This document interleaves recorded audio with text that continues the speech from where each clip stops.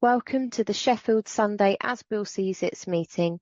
This is a main share meeting, and today it is with great pleasure and much gratitude that we welcome Henry O from Cheshire, who's come to share for about 40 minutes, after which we'll open up for general sharing, or if you'd like to ask a question. So thank you so much, Henry. It's wonderful to have you here, and the floor is yours. Thank you so much. Thank you, Young, for asking me. It's always a privilege to be given the honour to actually carry this message to the still suffering alcoholics. My name is Henry O, and I'm a very grateful recovered alcoholic. And I will always start my share with this short prayer that I got from a very old timer. If you just indulge me. Let the voice be mine and the words be thine. I'm in the place where God shines through, for he and I are one, not two. I need not worry, fret or plan. He wants me where and as I am. And if I be relaxed and free, he will carry out his plan through me. Thank you. So even I'm excited to find out what I'm going to say today. My sobriety date is the 11th September 2005. To that I'm extremely grateful. I have a sponsor who knows he's my sponsor. Quite certain he may regret it, but I get the privilege to sponsor other people, and I also get the privilege to carry this message into jails and institutions. I have a home group, Wycliffe, here on a Monday night, which is a solution-based meeting. As you can probably tell from my accent, I'm not from the UK. I was born in Dublin. I'm the youngest of 3 children, and I come from an alcoholic background. My dad was an alcoholic, and my mum was an extremely religious person. So I got taught at a very young age how to be dishonest, because whatever went on behind closed doors, you never talked about it outside. You didn't hang out your dirty washing. And I remember challenging it at one time because, people would ask, how's your dad? And everything's fine, and I got told that don't worry about it. It's only a little white lie. I've learned in my journey in recovery that dishonesty doesn't have a colour chart. It's dishonest. That's it. So at the age of 14, I got caught drinking at a school disco in a Christian Brothers school. And I wasn't drunk, but the head Christian brother decided to phone home, and I had a resentment for many years on the basis of the fact that basically my dad was in on the Friday night and he answered the phone, probably one of the only Friday nights he was actually in. But my dad made a decision, and I can see now, looking back in hindsight, what he was doing. And when I got up on the Sunday morning and got dressed, he said, you're coming to the pub with me. And for every drink I have, you will have the same.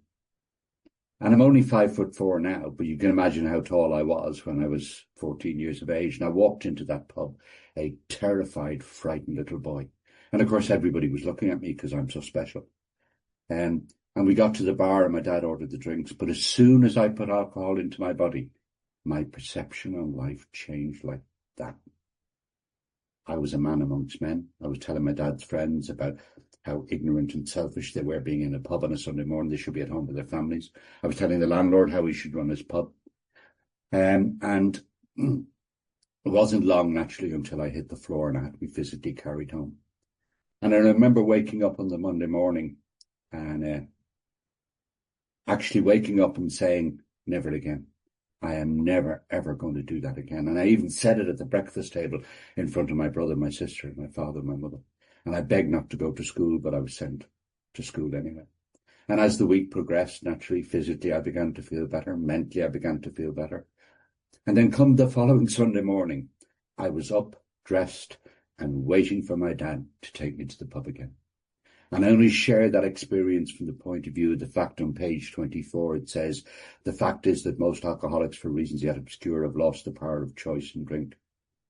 My so-called willpower becomes practically non-existent. I am unable at certain times to bring into my consciousness with sufficient force the memory and suffering and humiliation of even a week or a month ago. I am without defence against the first drink.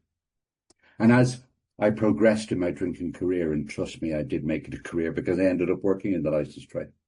As I progressed in my drinking career, I found that ability, the unable to at certain times to bring into my conscience with sufficient force memory and suffering humiliation of even a week or month ago got shorter and shorter. I got married at a young age, 21, and I have 2 amazing children from that marriage to an absolutely wonderful lady.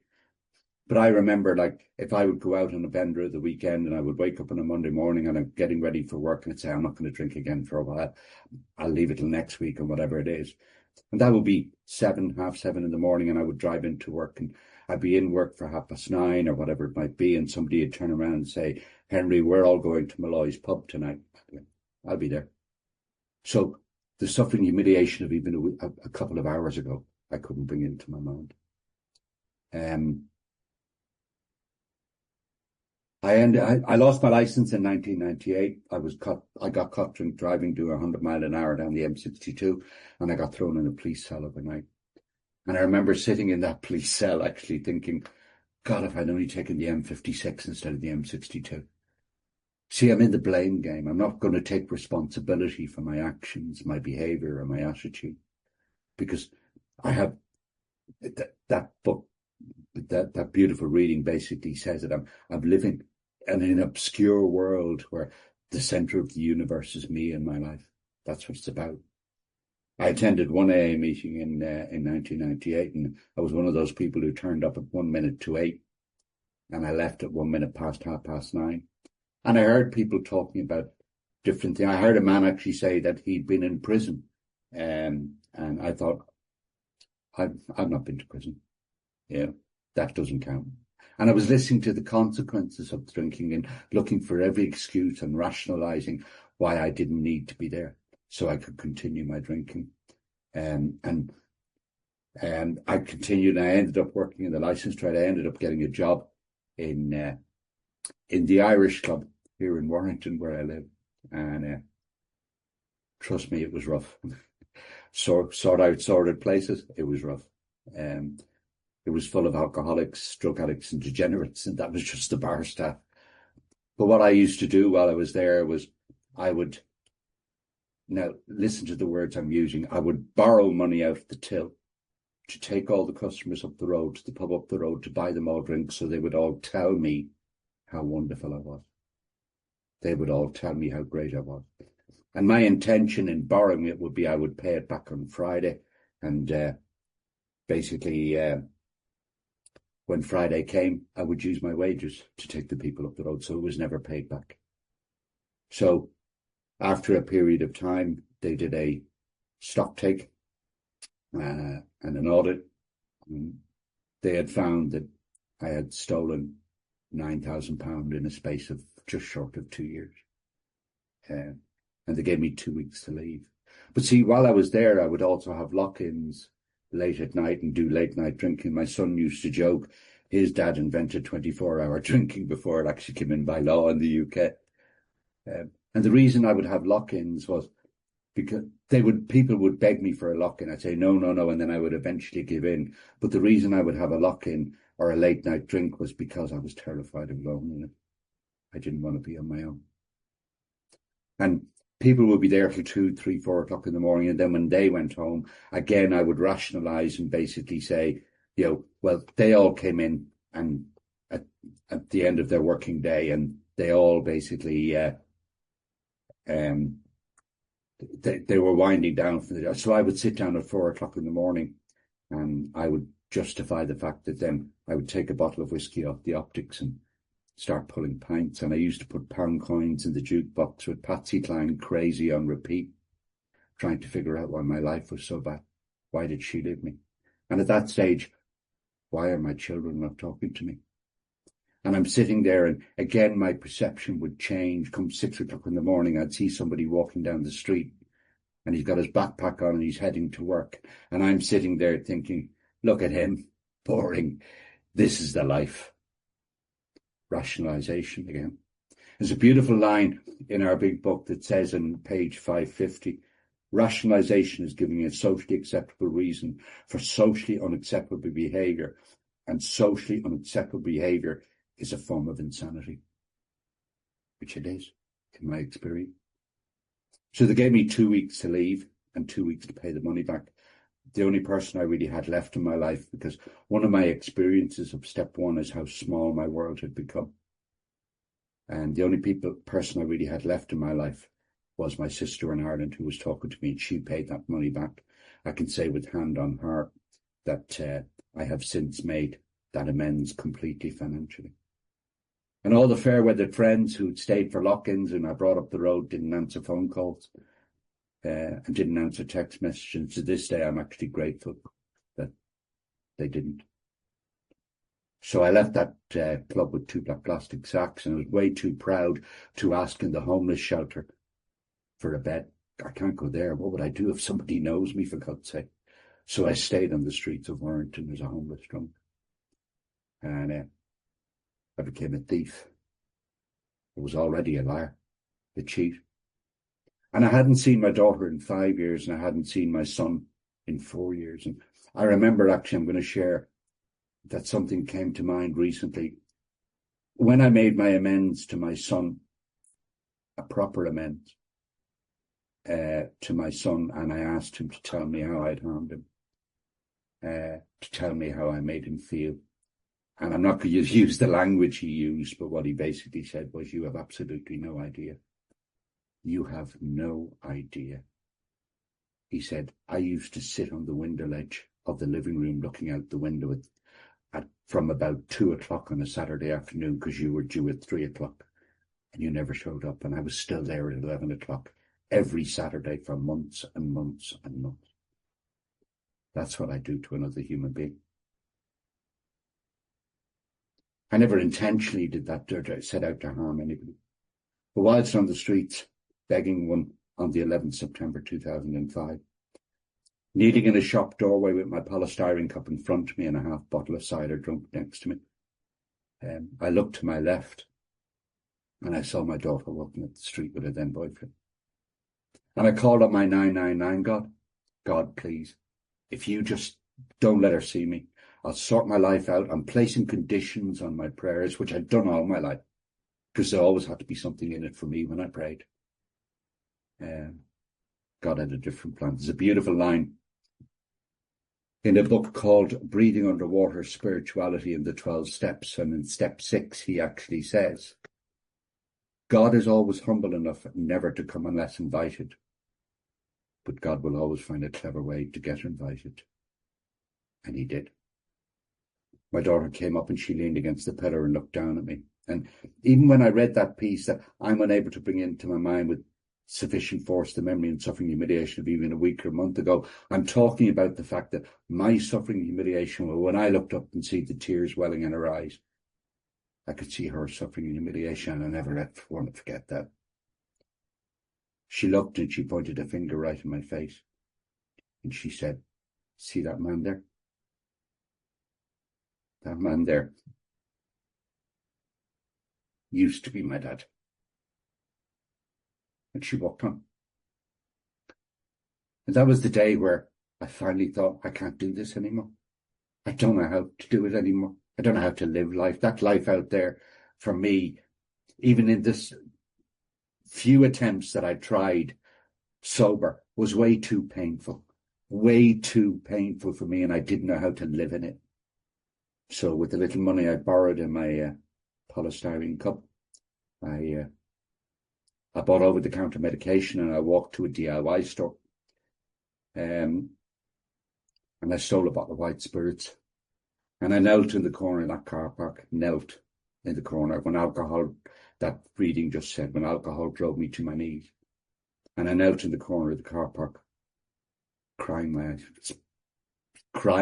out, screaming my eyes out, taking the medication and down in the white spirit. And it's a beautiful line or paragraph in Bill's story that I certainly relate to, and it hits me in the pit of my stomach every time I read it. No words can tell of the loneliness and despair I found in that bitter morass of self-pity. Quicksand stretched around me in all directions. I had met my match.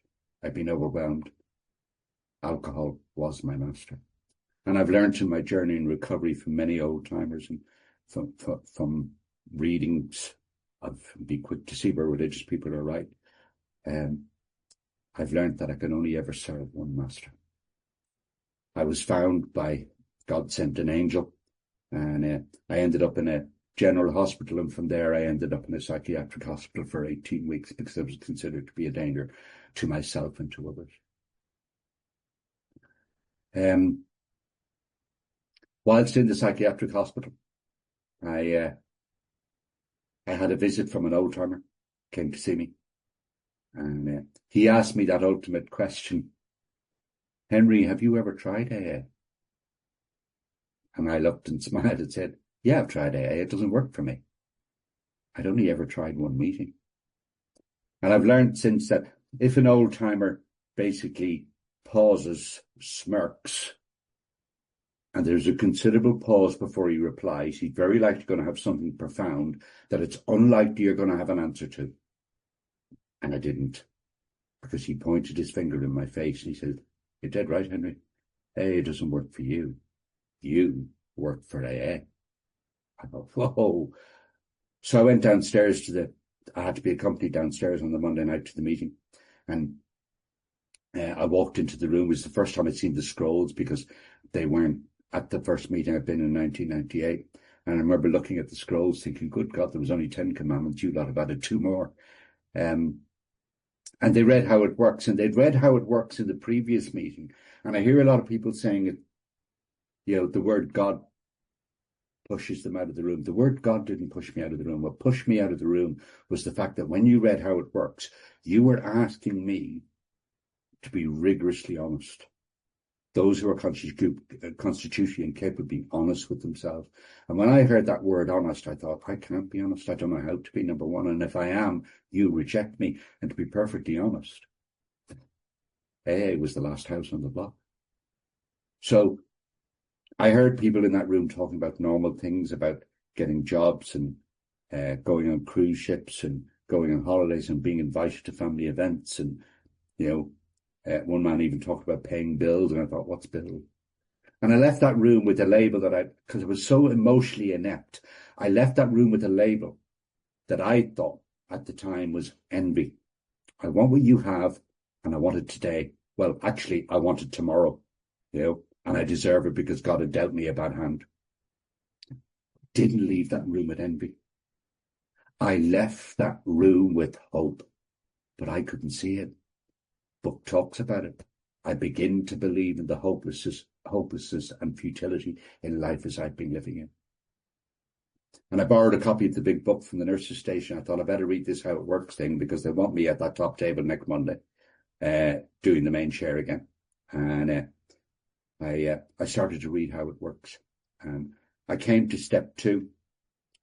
I was sitting on my bed and I came to step 2, came to believe that a power greater than ourselves could restore us to sanity. And I looked at it and I stopped and I paused and I kept staring at it. And I actually physically slammed the book shut and flung it on the floor. And I said, how dare they? That book's insinuating I'm insane. I'm sitting on a bed in a locked up psychiatric ward and I can't even see my own truth. The doctor's opinion talks about it. I begin to lose the ability to tell truth and folks. I left there and I ended up in a YMCA hostel for the homeless, and I asked a man to be my sponsor. And I have to be perfectly honest, the reason I asked him to be my sponsor, I heard him share at a meeting that he's a bank manager. I thought, there we go, you'll do, there's my finances sorted. So I have no malice against this man in any way, shape or form. A man can only teach you what he knows. And he took me through the work using the 12 and 12, not the big book, because that's how he'd been taken through the work. And I'm going around rooms for 4 years, sharing my opinion rather than my experience. That took quite a few minutes. But 4 years into this fellowship, I hit what I call a sober rock bottom. I'm getting involved in areas of my life I should not have been involved in, back into the unmanageability of my life as described on the bottom of 44 and 45. If a mere code of morals or a better philosophy of life were sufficient to overcome alcoholism, many of us would have recovered long ago. But we found that such codes and philosophy did not save us no matter how much we tried. I could wish to be moral, I could wish to be philosophically comforted. In fact, I could will these things with all my might, but the needed power wasn't there. My human resources, as marshalled by the will, were not sufficient. They failed utterly. I was getting involved in areas of gambling. I was doing excessive shopping. I became a workaholic. I was also getting involved in areas that are described perfectly well on pages 68, 69, 70, and 71 of this book that I should not have. But morally, I knew it was wrong, but I rationalized it. And 4 years into this fellowship, I'm sitting, instead of doing a nightly inventory, I'm sitting writing out a suicide note.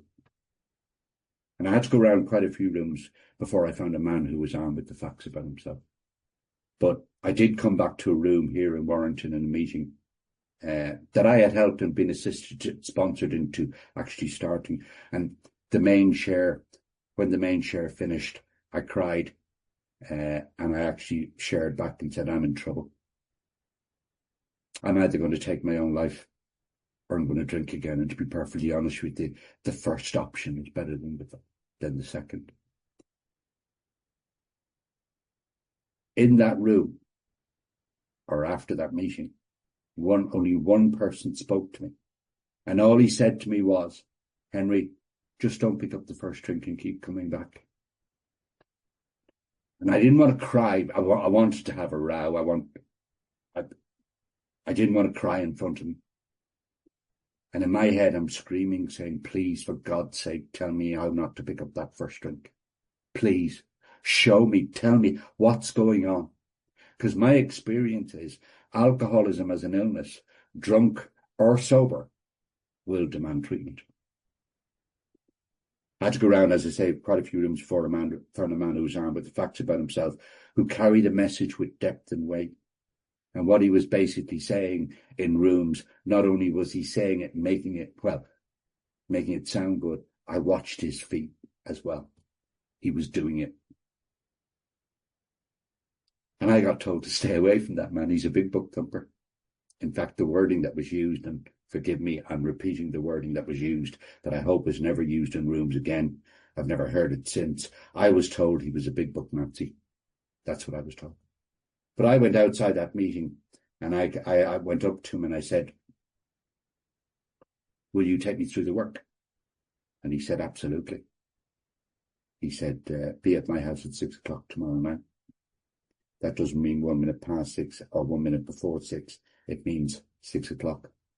I remember standing outside his door on the Monday and basically looking at my phone, 58, 59, 6 o'clock. I knocked on his door. But see, if you look at the two situations that I'd been in the AA room a few weeks ago, I turned around and said, I'm in trouble. In standing in front of that man, I basically said, will you take me through the work? What was I missing? Bill W.'s story, page 13. Belief in the power of God plus enough willingness, honesty, and humility to establish and maintain the new order of things were the essential requirements. I had no idea the concept of humility in any way, shape, or form. And I certainly wasn't doing anything with steps 10, 11, and 12, because, see, you lot don't understand. My case is different. I don't need to. That was my attitude. And he brought me in and he sat me down and he took me straight to the triangle in the book, at the front of the book. And he basically said, look at the triangle. He said, I'm going to ask you a series of questions which require yes or no answers. He said, recovery, have you ever been through the 12-step program using the first 164 pages of this book? And I said, no. Unity, meetings. And I'm about to tell him all about the terrible meetings I'm going to, and I'm going to gossip about all of you lot who are not carrying the message that you should be. He said, I require yes or no answers. I'll give you a yes for that. Service, have you ever taken anybody through this work using the first one? So he said, I already know the answer to that. And there was that slight pause again. I thought, oh God, here we go. He said, you look at it, we are in a 3-part recovery program where you are only practicing one part. But you're expecting the results of all 3. How selfish and self-centered are you? I thought, oh my God. I remember thinking, I don't like this man. But he took me through well, actually then, directly after that, he asked me the questions on page 44. If when you honestly want to, you find you cannot quit entirely. He said, is that you? And I went, yes. Or if when drinking you have little control over the amount you drink, is that you? Yes. He said, the book says you're probably an alcoholic. Are you an alcoholic? I said, yes. And then there was the pause and the smirk again, and his finger went right in my face. He said, now what are you going to do about it? And I went, whoa, hang on, what am I going to do about it? See, for some weird reason, part of God's plan, basically, I had perceived that, I could place the responsibility of my sobriety in AA's hands, in the meeting's hands, in doing a little bit of service here and there, in talking in schools and colleges and whatever it might be. And when we went through the work, basically, in the difference between doing the work in the 12 and 12 and the difference to doing the work in the big book, please don't get me wrong, I love the 12 and 12. My analogy of the difference between the 12 and 12 and the big book is the big book is an atlas of a journey that I will always be on until God calls me home. The 12 and 12 is like a list of the good coffee shops I meet along the way. That's the difference. I do use the 12 and 12 when I have the privilege to be of service to other people and take them through step 6 and 7. So the difference being in step 2, when you originally asked me to make that choice, that God's either everything or he's nothing, I made the choice. But see, all I gave God was my drinking, my sobriety. I wanted a part-time God Monday to Friday. I'll deal with Saturdays and Sundays because that's where the fun is. But God has to be everything and he's nothing, and that's why in that beautiful reading about faith. And if I didn't make that choice properly, then my decision in step 3 was absolutely irrelevant. And I'd missed a vital decision in step 3, and he pointed that out to me, because my understanding when I originally did the work was the only decision I have to make is that I turn my will and my life over to the care of God. And he said, you might have missed something. He said, page 62 says, next we decided that hereafter in this drama of life, God is going to be my director. He is the principal, I am his agent. He is the father and I am his child. And I tried to argue that point because I'm so clever and I'm so self-centered. And he said, read the step 3 promises on the top of 63. When I sincerely take such a position, he said, what position? That from here on in, he's the director, he's the principal, I'm the agent, he's the father, I'm the child. And he explained to me that the agent is one who is empowered by the principal. And step 2 basically told me that God's not going to make too hard terms with those who seek him. What terms is God going to make? Basically, again, he pointed out to me, well, here's what he's going to look for, what God's going to look for. He provides what I need if I keep close to him. How do I do that? 10, 11. Perform his work well. Step 12. I did a fearless and thorough step 4. And see, I was always under the impression that step 4 was all about me, because it talks about it in 66. It says, we turn back to the list for it held the key to the future. And I think my step 4 is all about me. He said, you might want to look at page 124, Henry. I went, okay. Cling to the thought that in God's hands, the dark past is the greatest possession you have, the key to life and happiness for others. With it, you can avert death and misery for them. My step 4 is not all about me. It's all about you. It's all about God making me useful to you to carry this message to other alcoholics. I shared with God, myself and another human being, and I shared with God for forgiveness, myself for acceptance, and another human being for a dose of humility, and I cried all the way through my step 5. In 6, was I ready? What does ready look like? Ready for me simply looks like that I admit that I've got those defects of character that have been blocking me from you, blocking me from him, and blocking me from myself. In 7, basically, when I originally did 7, I thought 7 was simply, there was no action to 7. Well, actually there is. And I was under some illusion in a dualistic world that I could tell the difference between good and bad. I don't know the difference. Take all of me, good and bad. And grant me strength when I go out from here to do his bidding, not my bidding. And basically step 7 talks about it in respect of to be of maximum service to God and my fellow man. That's my purpose. Page 20 tells me that my very life as an ex-problem drinker is totally dependent on my constant thought of others and how I may help meet their needs. It doesn't say other alcoholic, it says other. I did a full list of the people that I'd harmed, and I went out and I knocked on those doors, and I made my amends properly and went back and made second amends to people that I had done in the past. And then in step 10, basically, he taught me about the two fellowships within the one fellowship. The spirit of the fellowship in attending meetings. And then when I get to step 10, I enter the fellowship of the spirit. Because my next function is to grow in understanding and effectiveness. Understanding what, and this is my experience, it may not be yours, but it is mine. Understanding growing understanding and effective, understanding my purpose in life. And being effective in carrying that out. And then nowadays, I do try my best to live by the strict spiritual disciplines of step 10, which basically are watch, ask, discuss, and turn. And I do that. In step 11, basically, what I'm looking at is, step 11 talks about prayer, and I have to have the proper attitude towards prayer. And see, in step 11, when I prayed originally, I was under some illusion there was a God up there on a throne in the sky, surrounded by all his angels and saints. And as soon as Henry prayed, God put his hands up and said, we all need to shut up and listen to Henry. No, Henry needs to listen to Henry. Because basically, and again, Richard Rohr talks about it in Breathing Underwater, God gives me power more than he gives me answers. And my experience of that is anytime I've turned around and said, God, please help me, God gives me the power to take the action necessary to prove he's answered my prayer. And for me, when it talks about the proper attitude towards prayer, and before I enter into my prayer in the morning or in the evening or during the day, what I try to do is on 55, it says we can only clear the ground a bit. It might test me, help sweep away prejudice, enables me to think honestly, encourage me to search diligently within myself. Then if I wish, I can join you on the broad highway. With this attitude, I cannot fail. The consciousness of my belief is sure to come to me.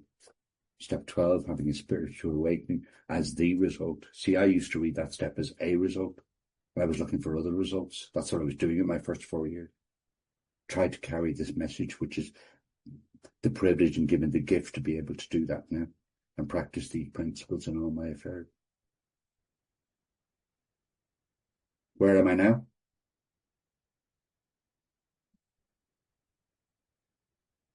That girl who pointed a finger in my face,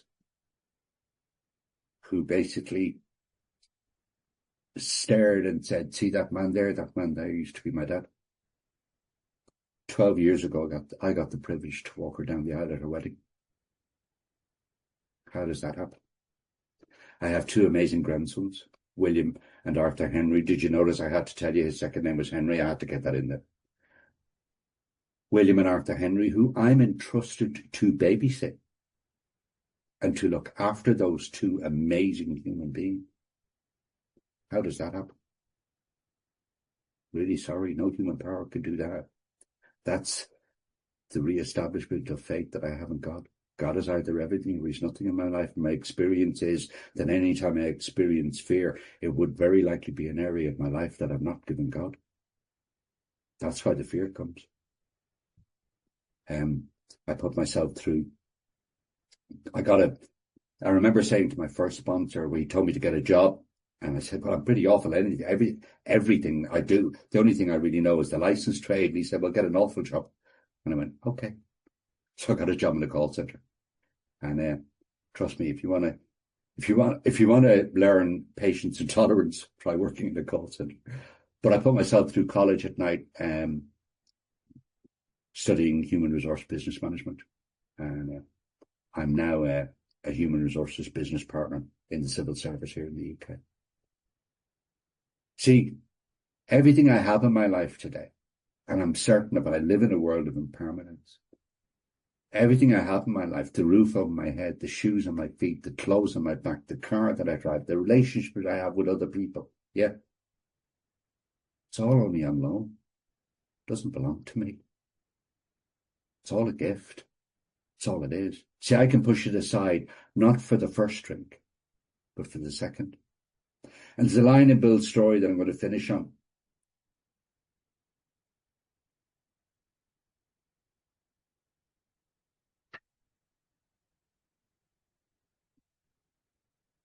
Thank you so much for giving me this privilege, by the way.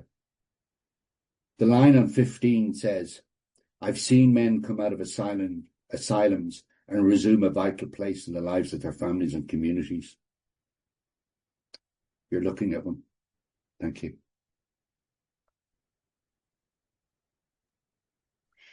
Oh, well, thank you.